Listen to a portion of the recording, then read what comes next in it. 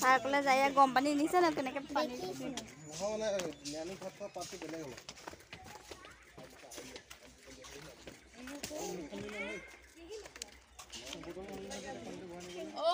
আমি দলং চাবলৈ যাওঁ তহঁতে থাক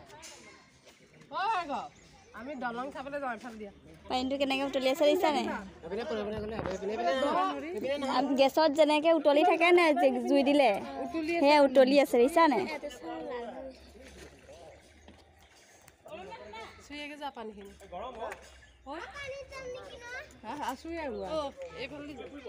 চুব পাৰি ইমান গৰম নহয় হয় দেখাত কিমান বুকবুকনি আছে